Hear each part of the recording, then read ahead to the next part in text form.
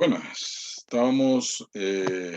vamos a continuar hablando sobre el tema de la personalidad y veníamos hablando la semana pasada de Eric Erickson y él nos presentaba pues una explicación de el ciclo, eh, el ciclo vital del ser humano, el ciclo donde se presentan por las diferentes etapas.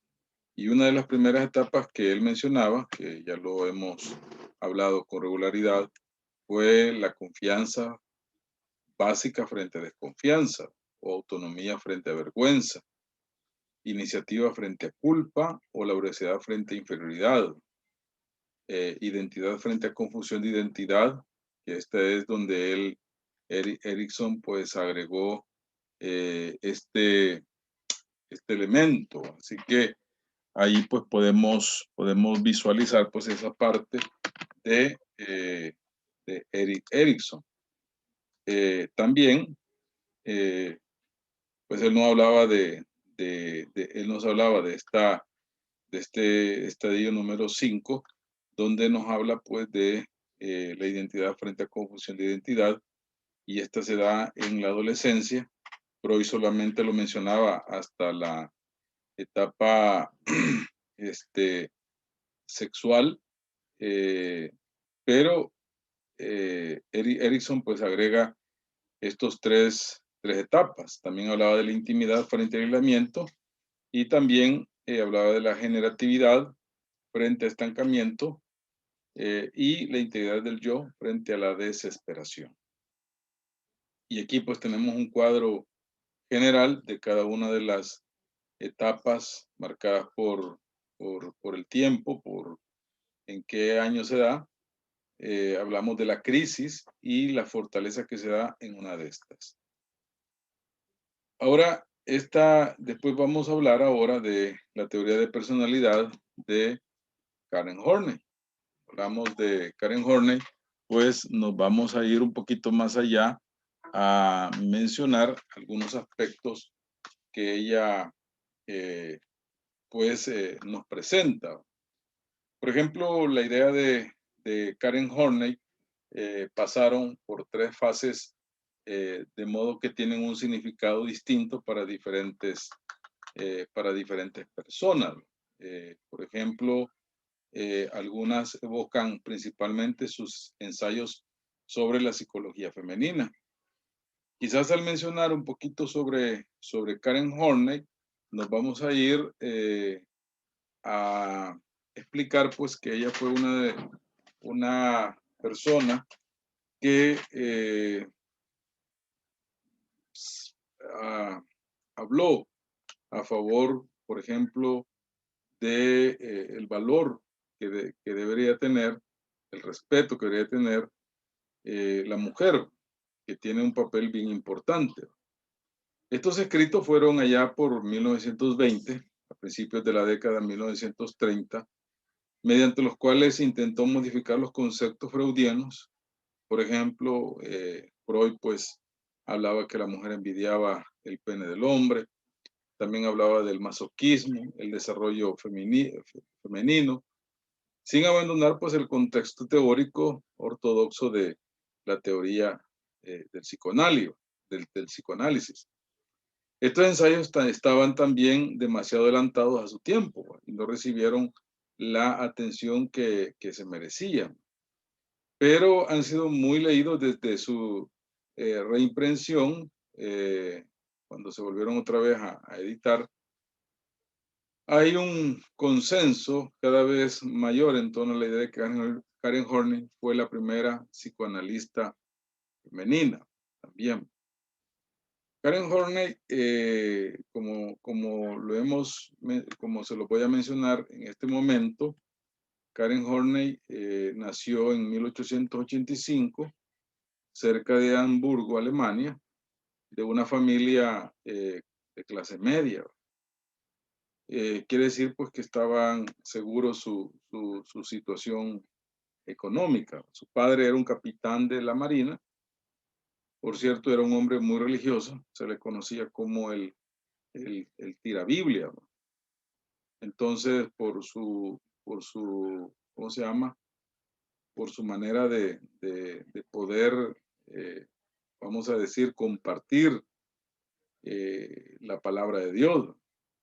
También era muy autoritario y su madre, pues, ama de casa, eh, mm, mucho menor que, que el papá de Karen Horney. También, al mencionar esto, pues, eso pues creaba una serie de dificultades y conflictos entre papá y mamá. Muchas veces la mamá de Karen Horney quiso que mejor el papá muriera, eh, y así poder ser libre de esa situación. Al final, pues se terminaron separando. Eh, Karen Horney también no se sentía muy atractiva y ella, pues, en sus diarios, que ella hizo muchos, plasmó la idea, pues, de que si no va a ser bonita, pues entonces va a ser inteligente. A los 12 años de edad, también él contactó con la amabilidad de un doctor, la hizo desear volverse doctora. Así que la señora Danielson animó a su hija a estudiar medicina, que era la mamá de Karen Horney, en una época que era pues muy inusual, poco inusual pues que las mujeres ingresaran a esa profesión, y a pesar de la oposición rígida de su padre, pues ella entró a la facultad de medicina. Ella también menciona el hecho de que se sintió muchas veces atraída por su hermano, y más o menos al darse cuenta su hermano, pues recibió un rechazo de parte de él. Eso pues le dolió mucho a ella. Otro aspecto también era el hecho de que su padre siempre pues le daba cariño, siempre le traía obsequios, pero ella se sentía muy distante de su padre. Al final, pues, como les decía, pues ellos terminaron separándose eh, en esta relación. También en 1909 se casó con Oscar Horney, un abogado de Berlín. Tuvieron tres hijas, y como resultado de su intereses diferentes y el involucramiento creciente de ella en el movimiento psicoanalítico, se divorciaron en 1937. Así que ella también fue decana del Instituto Estadounidense de Psicoanálisis. Hasta su muerte, pues la causa fue cáncer en 1952. También mencionar pues que fue una ¿cómo se llama?, defensora de las mujeres. Así que ella pues identificó estos elementos allí. Así que vamos a decir que aquellos que se sienten más atraídos por la segunda fase del pensamiento de Horney, la identifica como una neo-freudiana de la escuela cultural, que también cuestionaba pues ese elemento pues importante, ¿va?, de las posturas de Sigmund Freud. Horner también rompió lazos con Freud y postuló un paradigma psicoanalítico en el cual la cultura y las relaciones humanas anómalas reemplazaban a la biología como las causas más importantes del surgimiento de la neurosis, ¿va?, también. Horney también, entre los círculos intelectuales, aumentó la conciencia de la parte que tienen los factores también culturales en los problemas mentales, e inspiró estudios de la cultura desde una perspectiva psicoanalítica también. Debido a la crítica que hizo a Freud, Horney quedó muchas veces también desprestigiada entre los analistas ortodoxos, lo que ocasionó un aislamiento pues total del concepto o del consenso psicoanalítico, a pesar de que en este libro pues muchas veces pues se postulaba a las teorías de Karen Horney. Ella pues decía pues que nosotros, que el ser humano, muchas veces esa ansiedad básica, la definía él como un sentimiento insidioso, creciente, una sensación de estar solo, desamparado en un mundo hostil, ¿va? A diferencia de Freud, Horney no consideraba la ansiedad como una parte inevitable de la condición humana. Decía que las fuerzas, eh, ¿cómo se llama? Las fuerzas sociales, tales como, por ejemplo, la hipercompetitividad, fomentan la ansiedad y la conducta a una neurosis, ¿va? Entonces, yo creo que eso está hoy también. Imagínense, esto fue escrito hace muchos años y yo podría quizás decir que esto todavía sigue en pie, ¿va? Vivimos en un mundo competitivo, no digamos hipercompetitividad. Entonces, esto pues, decía ella, fomenta la ansiedad y la conduce a una neurosis, pues, que al final pues mete en problemas al ser humano. Fíjense que en la década de 1940, Horney desarrolló una teoría madura a la que muchos vieron como una buena contribución más importante. También sostuvo que los individuos, para defenderse de la ansiedad que les estoy mencionando, necesitan, por ejemplo, ella sostenía que producía por los sentimientos de inseguridad. Por ejemplo, ¿cómo es que se da eso? Por la falta de inseguridad, la falta de afecto y la falta de valoración. Eso, por eso se da la ansiedad. Ella se sentía desvalorada por su padre, no reconocida, miraba pues esa competencia con su hermano, porque ella miraba que a su hermano pues le reconocían, se sentían orgullosos, hablaban de él, pero de ella no mucho. Entonces eso, decía ella, pues muchas veces se vuelve ese conflicto, por ejemplo, los sentimientos de inseguridad, ¿va? Cuando en el grupo familiar pues no se le genera esa situación. El otro, pues, es ese sentimiento, por ejemplo, la falta de valoración, se priva de sus sentimientos reales y erigen elaboradas estrategias de defensa. Esas estrategias de defensa, Horney se centró en las defensas que consiste, por ejemplo, en acercarse, por ejemplo, acercarse o enfrentarse o alejarse de otras personas. Ahora, esto lo vemos en en las 10 tendencias neuróticas que ella pues mencionó. Así que se dan esos tres aspectos, mire, centrarse en acercarse a las personas, enfrentarse a las personas o alejarse de las personas. Y las soluciones neuróticas son antes de la conformidad y agresión y desapego también que se daba. Una persona puede actuar de una manera que, este, violenta, agresiva hacia otro. Por eso puso énfasis en las defensas intransíquicas y explicó que la idealización de uno mismo, muchas veces la idealización de uno mismo impide la búsqueda de gloria, a lo que ella llamó el sistema de orgullo, que consistía en orgullo neurótico, exigencias neuróticas, deberes tiránicos y odio a sí mismo. Fíjense. Entonces, oiga, vuelvo a repetir esta idea. Esas defensas intransíquicas, explicó que la idealización de uno mismo impide, por ejemplo, la búsqueda de gloria y a lo que ella llamó también el sistema de orgullo, ¿va? Que consiste en un orgullo neurótico, exigencias neuróticas y deberes tiránicos, ¿va? Y odio hacia sí mismo.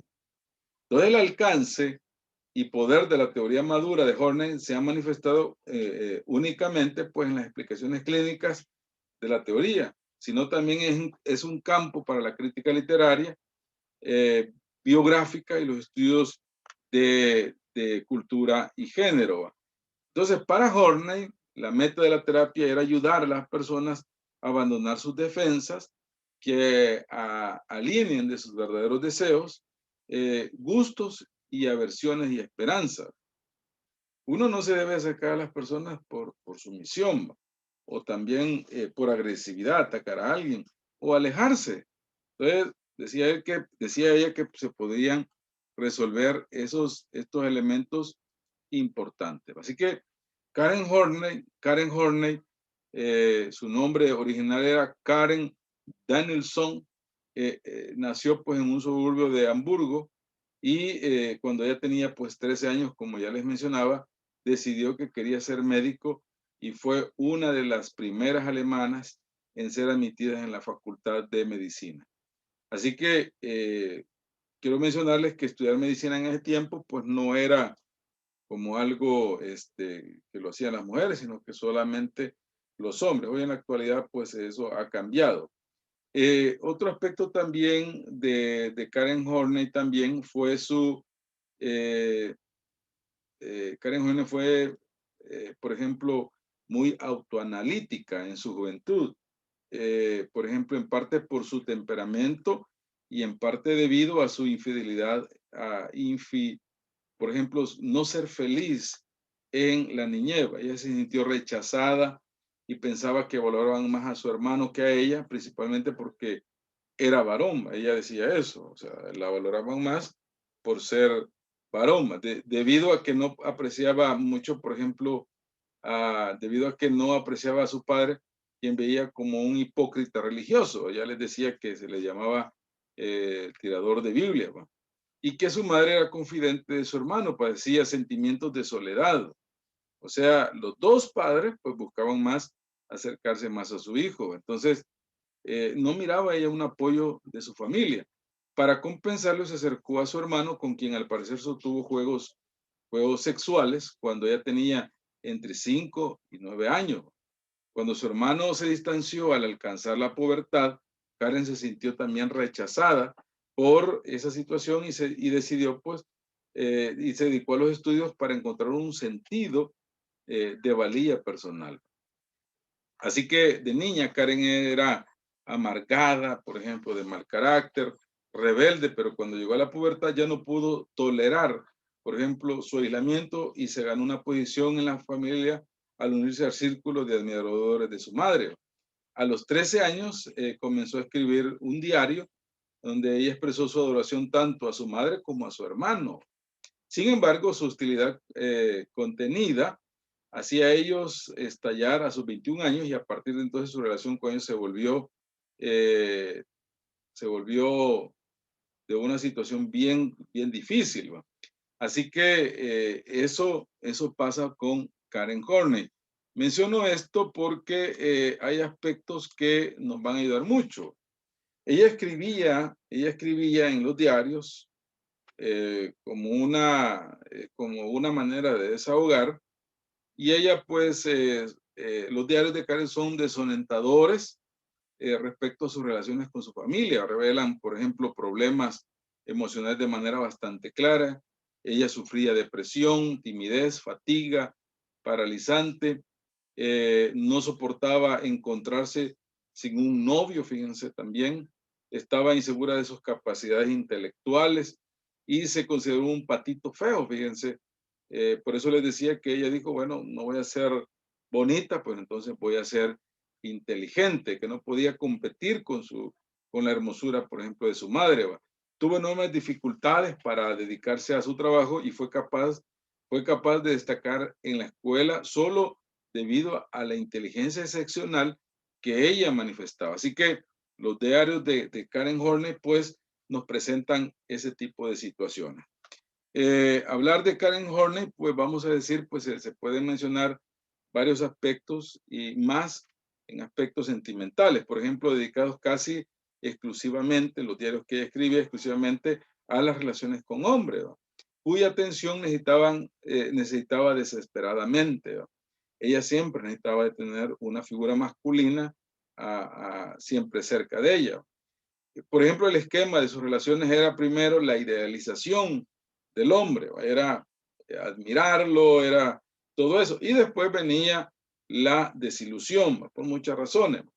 la depresión y los esfuerzos para comprender por qué había fallado, la relación pues la envolvía mucho en ese pensamiento.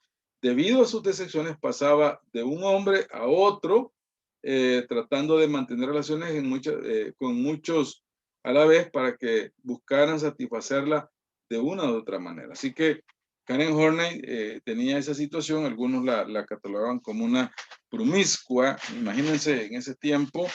Ahora pues en la actualidad pues eso ya no nos espantaría, nos espanta. Entonces ella, profundamente infeliz, trató de comprender el origen de su desgracia, primero mediante sus diarios y después mediante sus obras psicoanalíticas. Algunos los hablan como una autobiografía oculta. Ahora, hablemos de las tendencias neuróticas que ella nos hablaba. Por ejemplo, la necesidad exagerada de afecto y aprobación, la necesidad de una pareja dominante, ya les mencioné, la necesidad exagerada de poder, la necesidad de explotar a los demás. También mencionamos también la necesidad exagerada de, ¿cómo se llama?, de reconocimiento, que son aspectos bien interesantes, y la necesidad exagerada de admiración personal, ambición exagerada de logro personal, la necesidad de restringir la propia vida dentro de un límite estrecho y la necesidad exagerada de autosuficiencia e independencia. Así que la necesidad de perfección e insaciabilidad. Así que Karen Horney pasó estas 10 tendencias junto con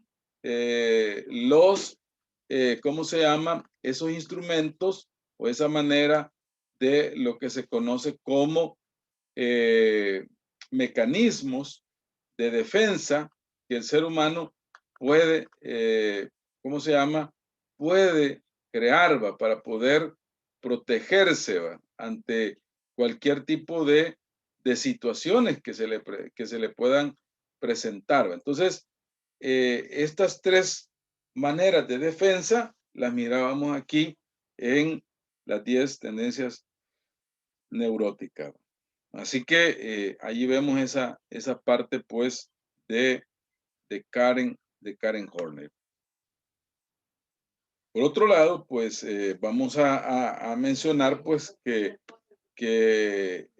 Karen Horney, pues como les decía, fue una defensora de los derechos de la mujer, pero también en sus teorías se ve muchas veces la vida compleja que ella pues manifestaba.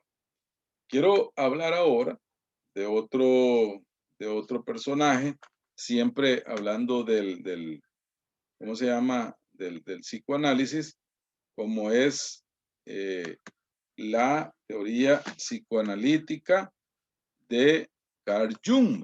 Entonces, cuando hablamos de Carl Jung, también vamos a mencionar pues que fue también una persona que vivió experiencias personales bien marcados que le ayudaron, por ejemplo, a la institución pues de su teoría, ¿va?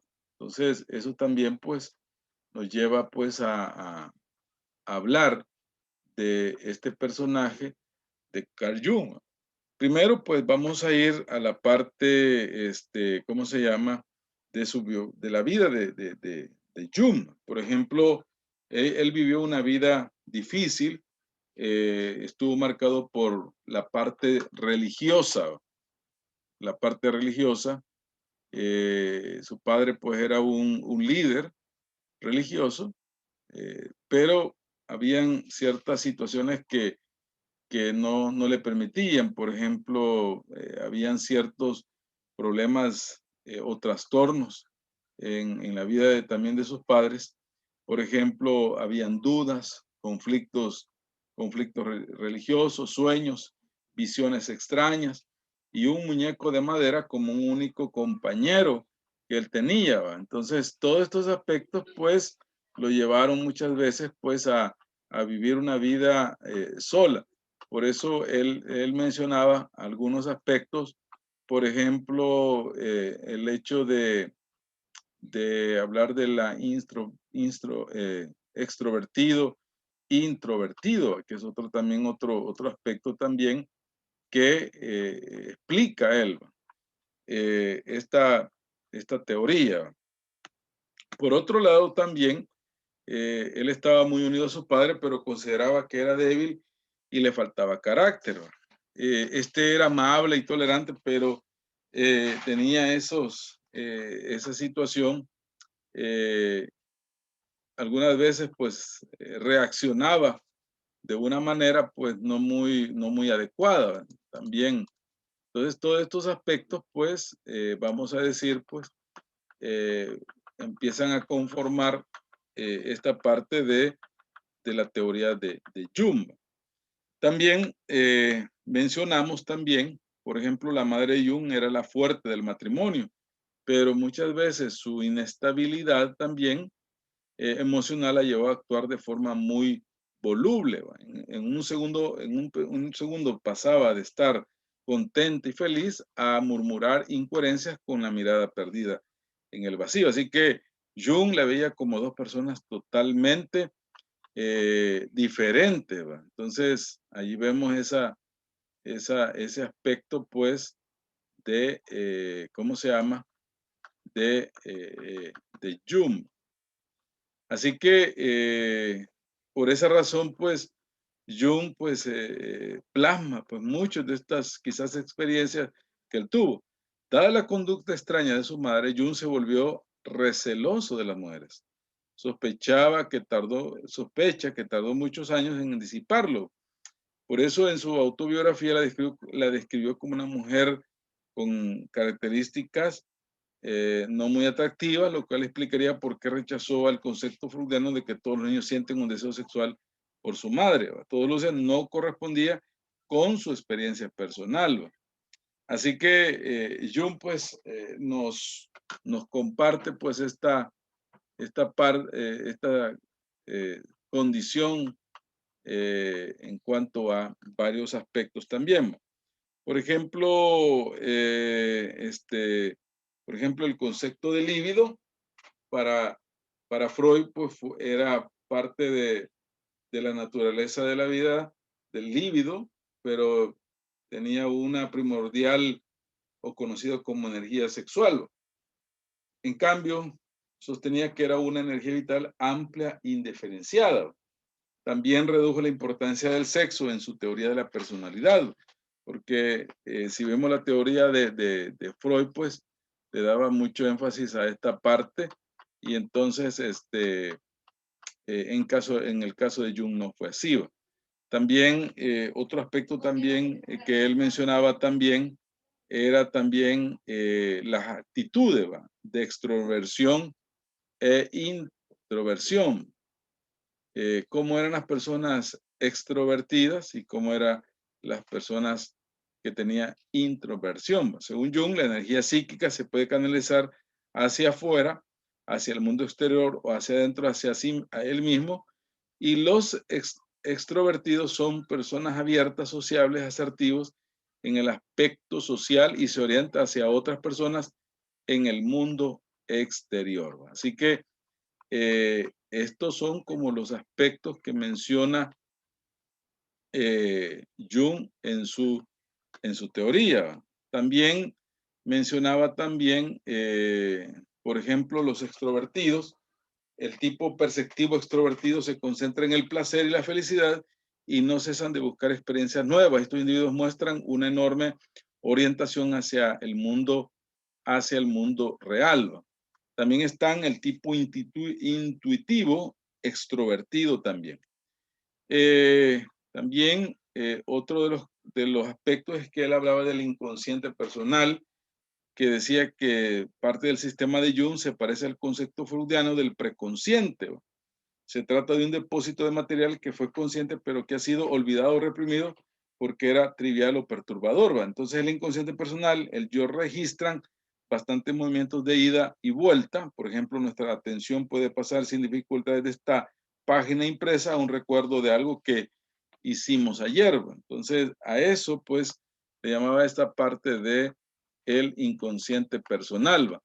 También había otro también, por ejemplo, no se requiere, decía él, mucho esfuerzo mental para sacar algo, examinarlo un rato y después devolverlo a su lugar, donde permanecerá hasta la siguiente vez que lo necesitemos.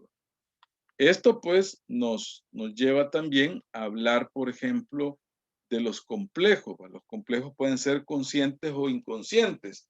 Los que no son controlados por el consciente se entrometen e interfieren con la conciencia. Las personas que tienen un complejo rara vez se dan cuenta de la influencia de este, no obstante que otros ven sus efectos con facilidad.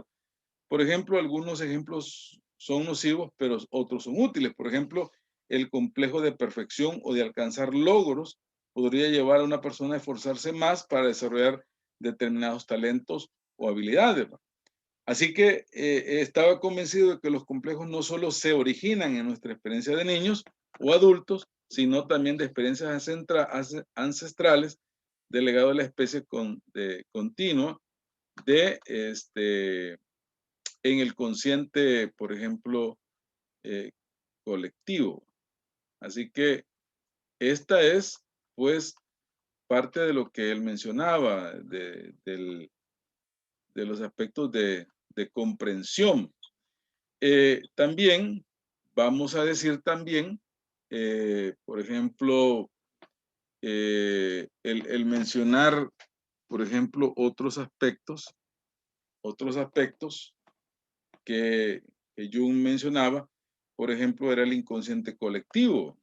Entonces, en el inconsciente colectivo, él decía que a nivel más profundo y menos accesible de la psique, él pensaba que tal como acumulamos y guardamos todas nuestras experiencias en el inconsciente personal, el género humano como especie también almacena las experiencias de la especie humana y prehumana en el inconsciente colectivo.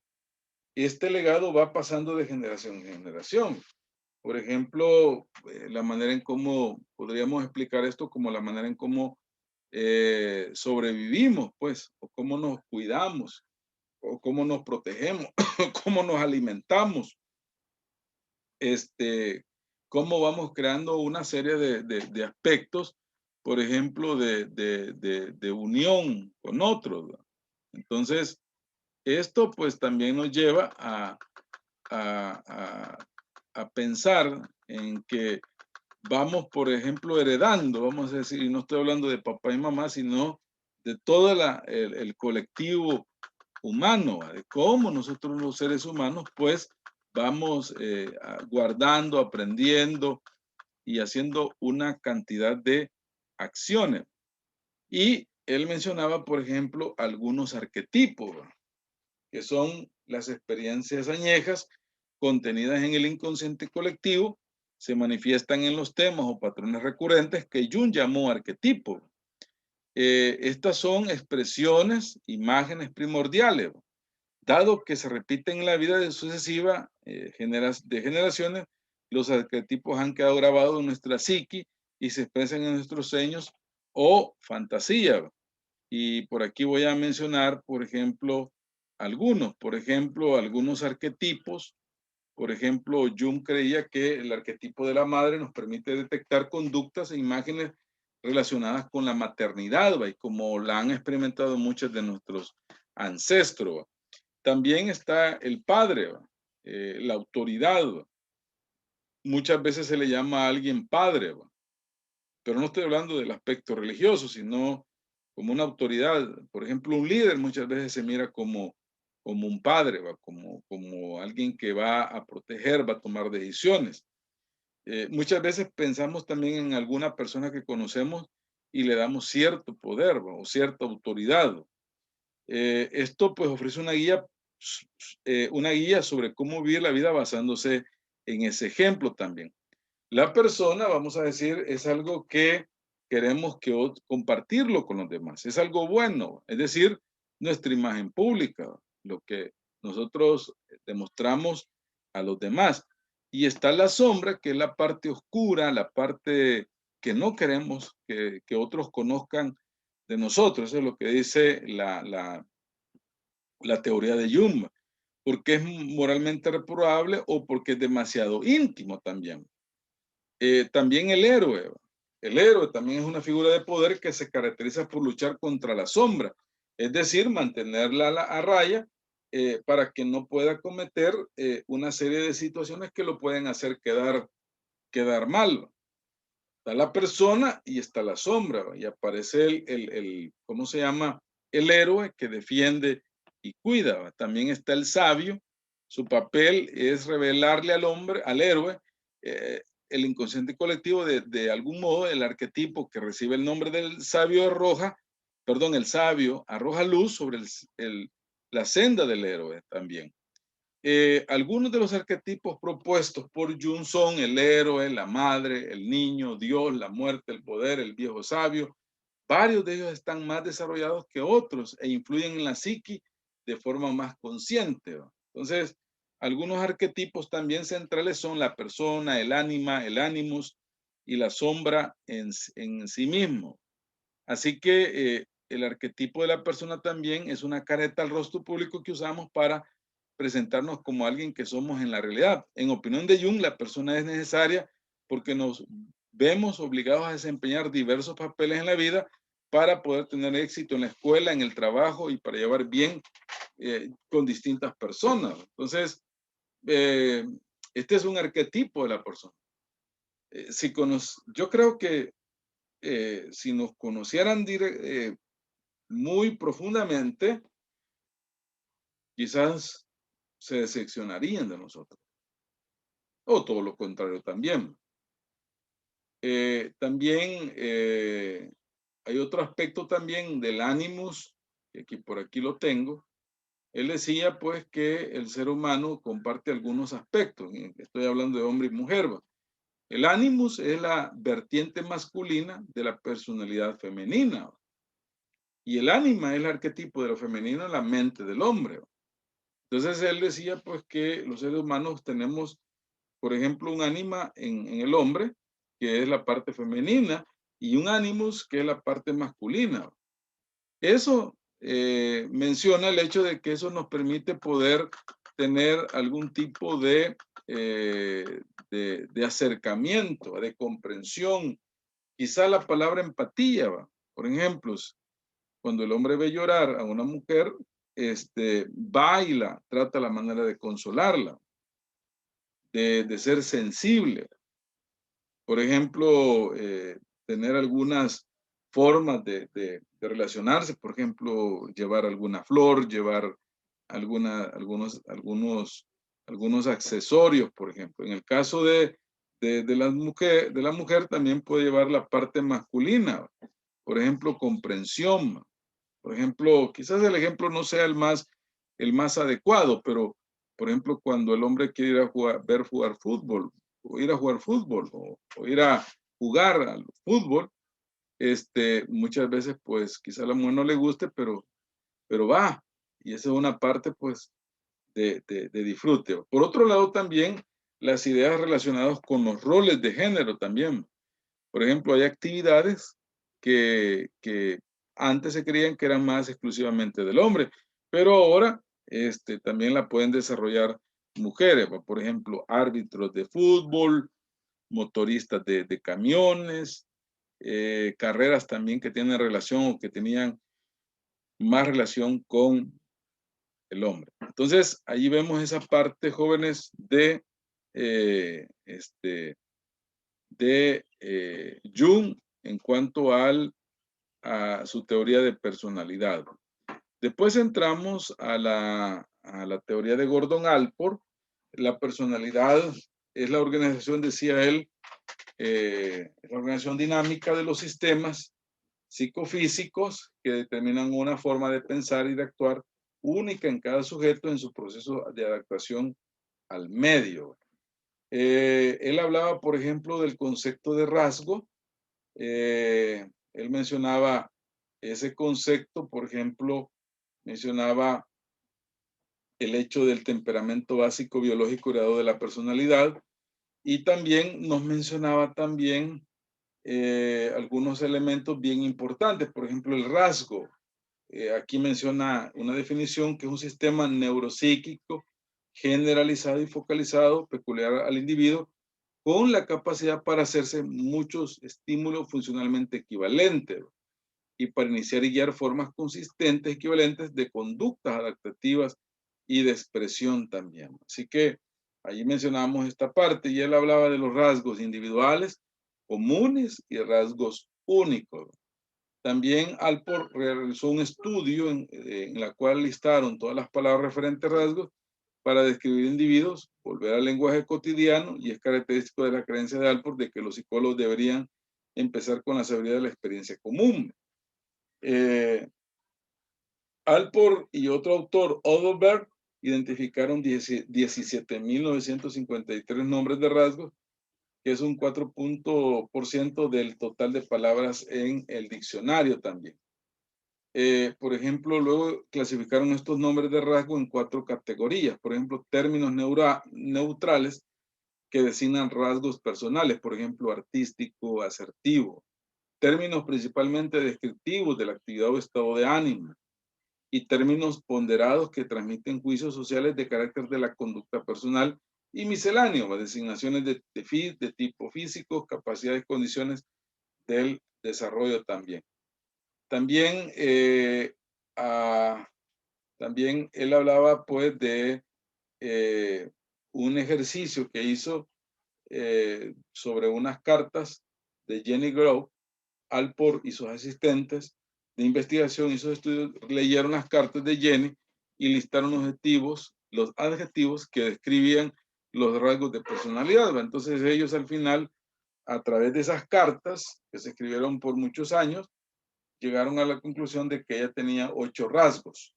Por ejemplo, pendenciera, suspicaz, centrada en sí mismo, independiente, autónoma, dramática, intensa, estética, artística, agresiva, cínica, mórbida o sentimental.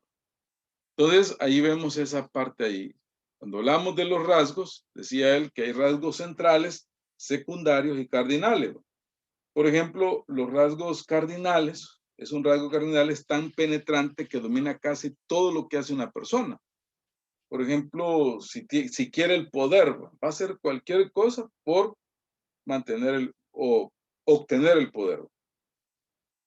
Y no le va a importar otros elementos, sino que se va a mantener así. Por ejemplo, ahí tenemos 2 casos. De acuerdo a la perspectiva que usted pueda tener, puede ser Teresa de Calcuta y Hitler. Teresa de Calcuta se encargó de ayudar a las personas, de, por ejemplo, ayudar a los desprotegidos. Hay cosas malas que se dicen de ella, pero eso no es lo que estamos ahorita discutiendo.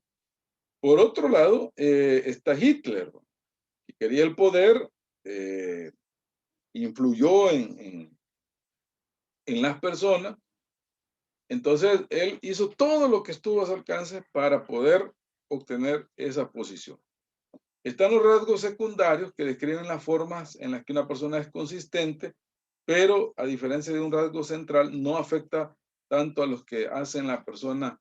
Los rasgos secundarios son menos llamativos, menos generalizados, menos consistentes y menos común que entre en acción que los rasgos centrales. Y las características que resumen la personalidad serán los rasgos centrales, que son los rasgos específicos, varían de una persona a otra.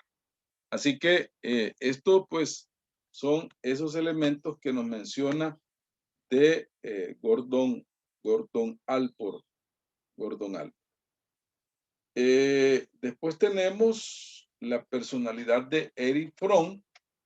Erich Fromm vivió la mala experiencia cuando tenía más o menos la edad de la adolescencia. Él vio cómo explotó la Primera Guerra Mundial.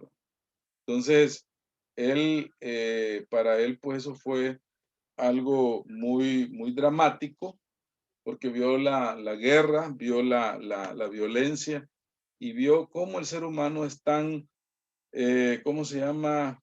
Tan déspota, tan destructivo, bueno, con todas esas situaciones. Y hoy lo vemos hoy en nuestra sociedad, bueno, vemos nuestra sociedad que está en esa situación.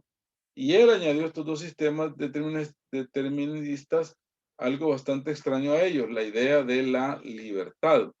Entonces, él mencionó que las personas pueden ser autoritaristas o usar el autoritarismo, que busca evitar la libertad al funcionarnos con otros, volviéndonos parte de un sistema autoritario como la sociedad de la Edad Media.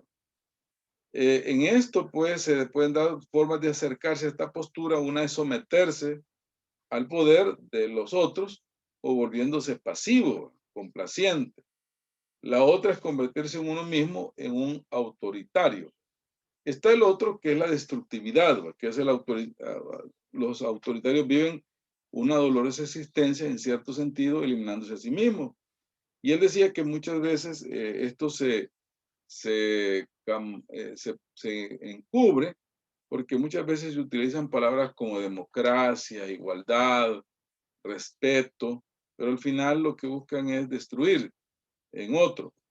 Lo otro es la conformidad autómata, que los autoritarios se escapan de su propia persecución a través de una jerarquía autoritaria, pero nuestra sociedad enfatiza la igualdad, cosa que al final, pues a saber si se va a cumplir. Las personas que utilizan la conformidad autómata es como un camaleón social, asume el color de su ambiente. Él habló también de las familias. Hay familias simbióticas que toman a los demás y no los dejan crecer, son absorbidos. Y están las familias apartadas.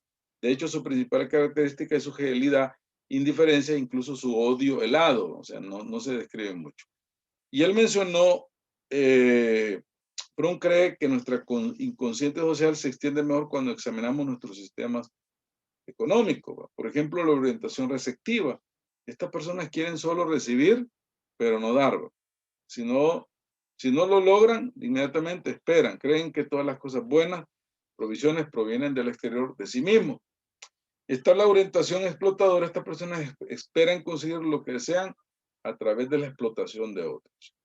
Y la orientación acaparadora, las personas acumulan, tienden a mantener consigo esas cosas y se reprimen. Y está la orientación de venta, y esta orientación espera vender el éxito en una cuestión de cuán bien puedo venderme, de darme a conocer. Y quizás Freud definía esta última, la orientación productiva, quizás como algo que deberíamos de poner en práctica los seres humanos, que es la personalidad más sana, a lo que Freud ocasionalmente se refirió como la persona que no lleva máscaras, que es clara en su posición. También habló de la maldad, ¿va? Creía que incluso el neurótico más miserable por lo menos está intentando adaptarse a la vida. También la palabra biófilos, amantes de la vida. Hay personas que les gusta la vida, quieren vivir, ¿va? Tienen sueños, pero están los necrófilos, amantes de la muerte, ¿va? Y hoy tenemos noticias en la televisión de personas que quitan la vida a más de 40 personas, imagínense. Hay personas así, hay personas que les gusta la muerte, les gusta ver destrucción, disfrutar de esas experiencias. Lamentablemente, pues hoy vivimos en esa sociedad tan complicada. Así que jóvenes, nos vamos a quedar aquí y vamos a seguir la semana para continuar con